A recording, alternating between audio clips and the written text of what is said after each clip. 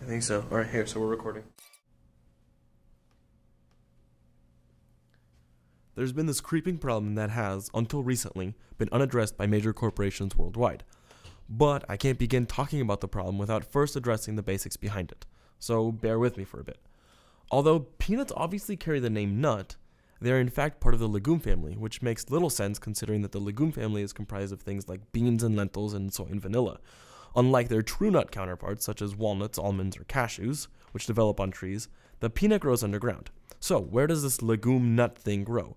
Well, it grows in sandy soil and frost-free places, and it grows for about 135 days before it's mature. Then the plant is unceremoniously pulled from the ground and dried on the vine. We consume a whole lot of peanuts here in America. I'll mention more on that later, but what about where they came from? The peanut got its humble start in South America, but now it's grown around the world. China, India, and the United States are the most significant producers currently. So let's talk a little bit about this humble start that the peanut had. It essentially went unnoticed until the early 1900s. It really had no redeeming qualities at that point in history. But along came the boll weevil, and with it the destruction of most of the South's cotton. This is the pivotal point for the peanut. Spurred by the stresses of World War II and the ingenuity of Dr. George Washington Carver, we now all love or hate the peanut. Dr. Carver was born in Missouri in 1864 and studied agricultural sciences at Iowa State University. He happened to be their first African-American student and later faculty member. This guy was very serious about peanuts. During his industrious career, Dr. Carver discovered hundreds of uses for crops such as peanuts, pecans, and sweet potatoes to be adhesives, axle grease, bleach, ink, linoleum, plastic, polish, rubber, wood stain, fuel briquette, instant coffee, cosmetics, and of course food. But he didn't stop there. The guy wrote How to Grow the Peanut and 105 Ways of Preparing It for Human Consumption, popularizing the peanut in common foods. Because of this one man, peanuts and peanut products are an extremely common and popular food. It's cheap, versatile, and highly nutritive. In the United States alone, about 500 million pounds of peanut butter are eaten every year. Okay, so now we start to get nearer to the problem, that there are so many peanuts around where there weren't before that we're seeing some serious repercussions. Whereas peanut allergies used to be a non-issue, they now are one of the 8 most common food allergies. What's even more absurd is that 90% of all instances of food allergies are attributed to these 8 allergies. Let me fill you in on some numbers. It's estimated that about 3 million Americans suffer from a peanut allergy. That's right, 3 million people walking around that get sick and could possibly die from one of the most popular food items in this country. What's more alarming is that the prevalence of the peanut allergy has risen at an inexplicable rate. From 1997 to 2007, reported food allergies rose by 18%. 18%! At this rate, by 2017, almost 4 million people will have a peanut allergy. Okay, so what? What is the big deal? Well, the problem is how difficult it is to avoid having an allergic reaction. Remember, peanut foods are one of the most common food items, and the allergic reaction can be serious. It starts out with hives, itching, and indigestion, but quickly leads to tightening of the chest, anaphylaxis, and death. For some people, the response is so severe that they go into anaphylaxis immediately after exposure. Here, I have this clip for you to get the point across.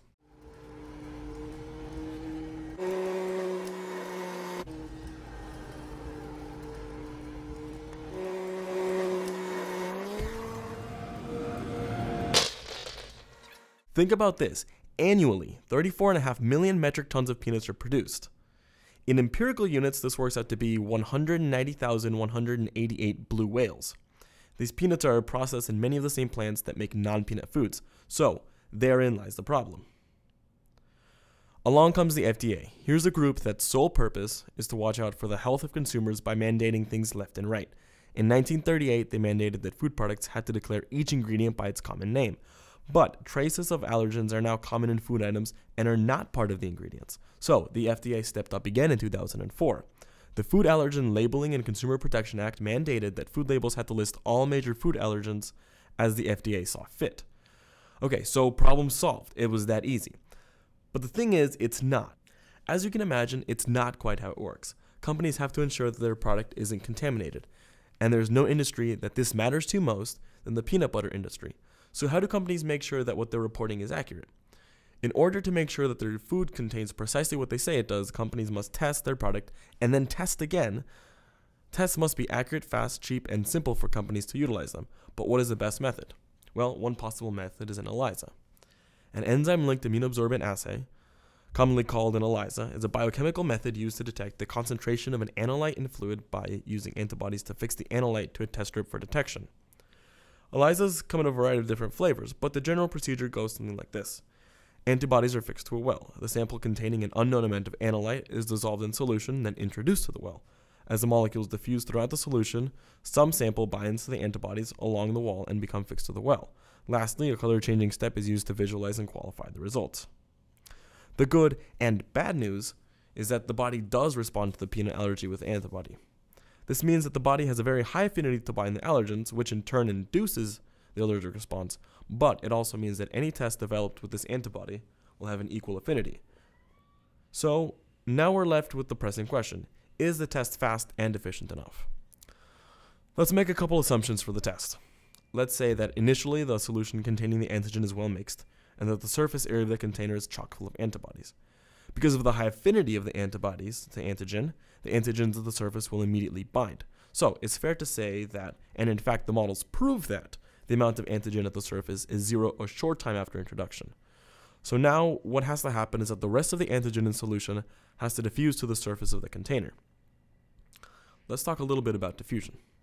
Diffusion describes the random movement of molecules in a solution. If we start from something concentrated in one area, say a drop of food coloring into water, over time the food coloring will mix evenly with the water and become a solution. So, the temperature also affects the diffusion. The higher the temperature, the faster the diffusion. Well, this is great, right? Well, as it turns out, not quite, because the ELISA is being performed with complicated proteins that are perpetually on the verge of denaturing. The few interactions holding them together are only stable until a certain temperature, at which point their internal energy becomes too high, unbinds, and denatures them. So, we're limited to a maximum working temperature, and that's roughly 40 degrees Celsius. Finally, dimensions also affect the outcome. Well, the dimensions don't actually affect the rate of the diffusion, but in the case of testing, it does affect the total time needed to analyze the whole sample. Traditionally, ELISAs have been carried out in these little polystyrene wells that come 96 to a tray. For quantitative biology, these make sense. They allow you to test 96 proteins all at once, but in food industry, does that really matter? Well, as it turns out, there's another industry that feels the same way. Pregnancy tests are just glorified ELISAs performed on a strip of essentially paper.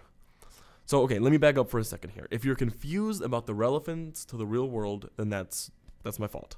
Let's put it this way. In an aggressive economy, the only thing that matters is to make a profit. It's all about the money, and time is money, literally. So that's why we're worried about how long ELISAs actually take to perform. I'm going to give you a scenario. Here's company X. It's a great company. It does everything companies do. It takes in a raw product, and it pumps out something that we all want, and a whole lot of it. Say 100 pounds per minute.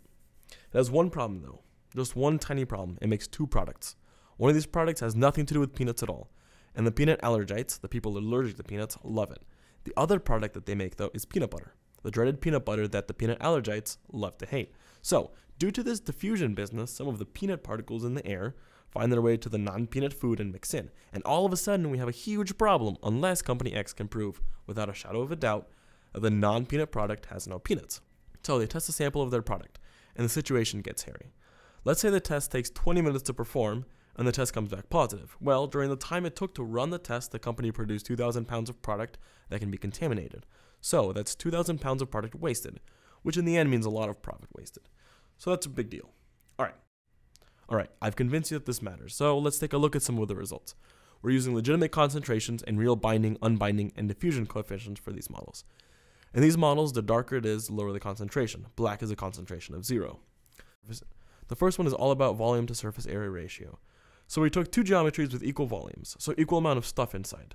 We said the stuff reacted at the boundaries and thus it was taken out of solution. It's pretty evident that the model with the more surface area had less stuff at the end of the experiment.